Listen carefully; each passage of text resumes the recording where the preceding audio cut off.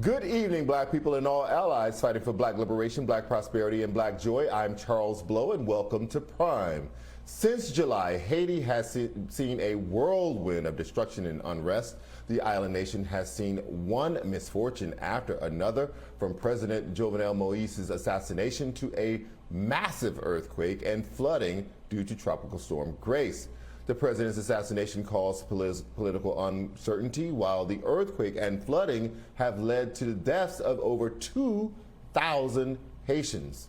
While relief efforts have begun in Haiti, early estimates suggest that it will take several years for the country to fully recover from these disasters, especially since Haiti still has not fully recovered from the earthquake of 2010.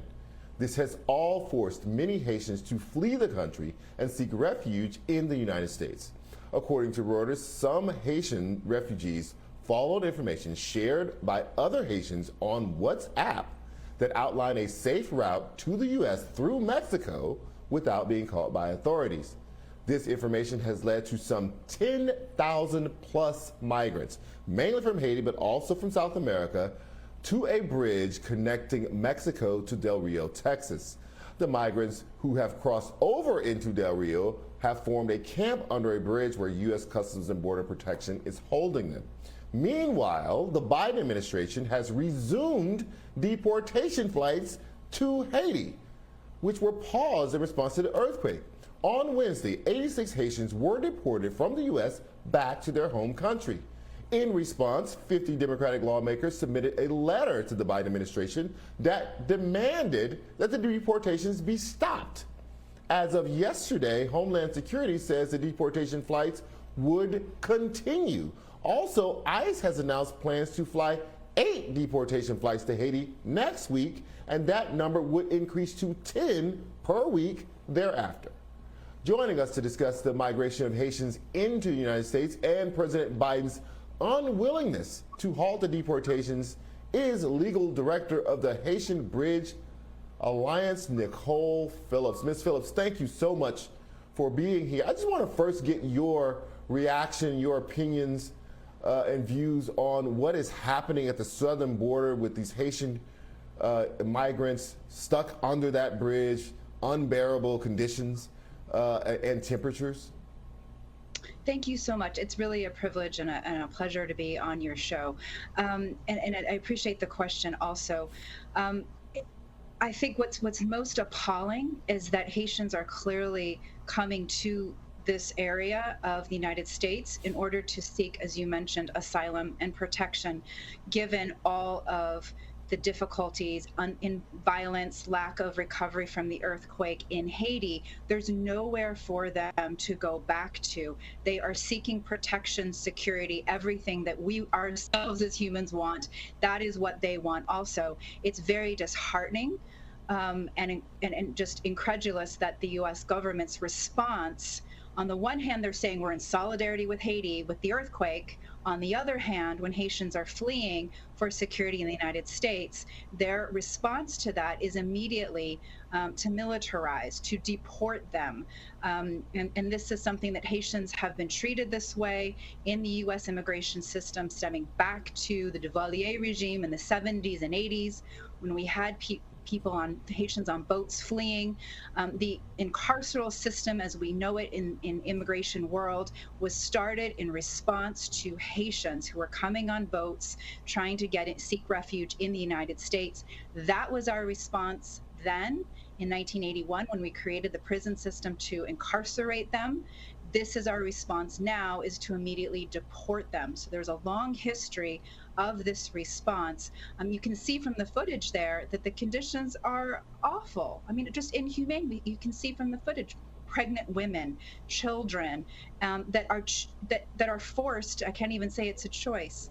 That are forced into these inhumane conditions because this is all they have. This is the only choice. There's nowhere for them to go back to. I mean, we have seen with the evacuation of people, hundreds of thousands of people in just 2 or 3 weeks from Afghanistan. When the United States wants to set up a vetting and screening system very quickly for massive numbers of people, they can do it. They were screening people before they got on those planes and left Afghanistan to make sure that they were supposed to be on the plane, that they were that they qualified to be, become citizens of the United States or start that process. This can be done. Why is the United States not rushing assets to the border to speed up the screening? It's not to say that everyone will qualify for some sort of asylum, but you can speed up the screening enough that they're not spending night after night under a bridge in those conditions. It's an excellent point, because one of the things we need to make clear is under these deportations that are happening, that started to happen this week, as you mentioned, and will continue happening over the next several weeks or months. They're deporting them under what's called Title 42. And what Title 42 is a pretext, an illegal pretext to be able to, under the guise of coronavirus, to not put them into our immigration system and to just immediately deport them. So they're not screened for asylum. It's really important to know that. We're not following, the United States is not following international laws of non-refoulement. We're just deporting people without screening them for protection. And so I sort of answer your question with another question. This is not just this unknown immediate crisis. This has been bubbling for months, if not years.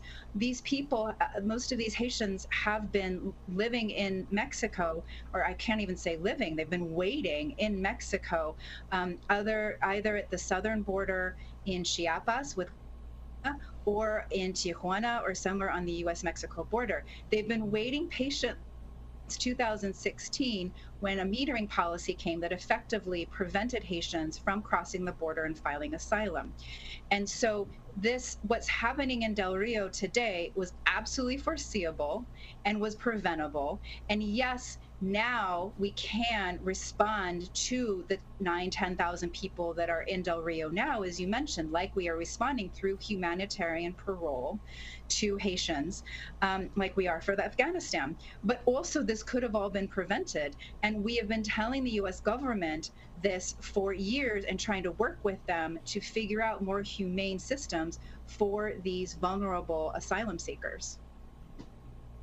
What is your take on the Biden administration and President Biden in particular for restarting this deportation program in the middle of the disasters that Haiti is experiencing, and while we have all these Haitian migrants piling up on the southern border? It's disappointing, and I think it's not good for the Democratic Party. I think that we're hoping that there is a significant pushback by the Democratic Party, understanding that Florida is an important country. There's a lot of Haitian Americans in Florida. We don't want the Democratic Party to be too comfortable with the Black vote and say, oh, we got them anyways. We can treat Haitian migrants however we want to. That's not true. And so this really has to be a priority for them. It's disheartening. I think that likely part of the reason the Biden administration is responding this way is because they are afraid of Fox News. They're afraid of the Republican Party. They're afraid of the governor of Texas and the backlash from immigration. And so they're trying to figure out how to sort of satisfy everyone and not get that backlash for immigration. But once again, the lives of Black immigrants is being affected.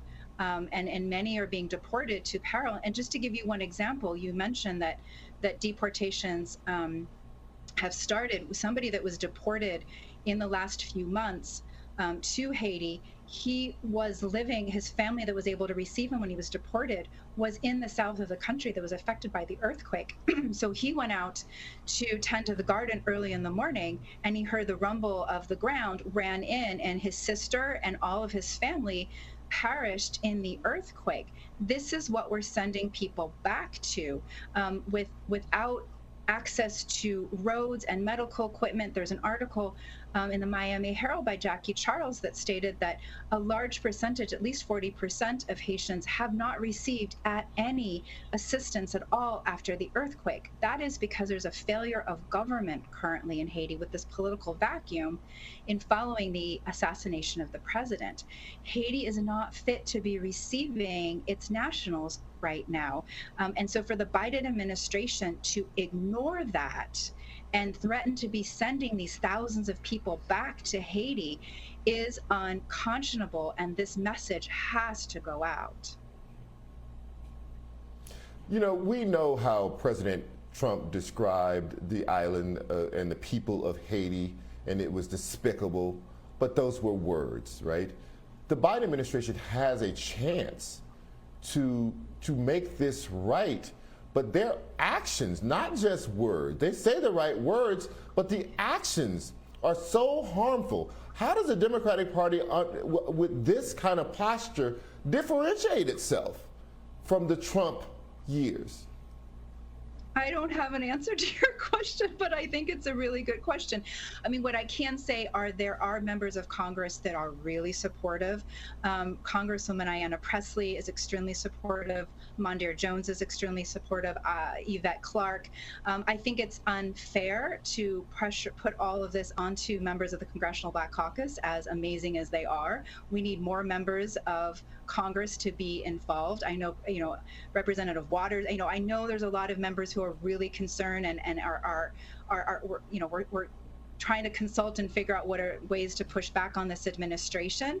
But clearly the administration in the White House is getting it wrong, and it's a political calculation that they know they can get away, or they think they can get away with doing this. What I've been told is that immigration is a non-winner issue, meaning that they don't win any points. Thank you so much. Okay. Nicole Phillips, thank you so much for joining us on this important story. We will continue to track the migrants from Haiti at the southern border and bring you whatever news we can bring on that. A rally to support the domestic terrorists that stormed the Capitol is slated for D.C. tomorrow. We'll dive into that one next here on Prime.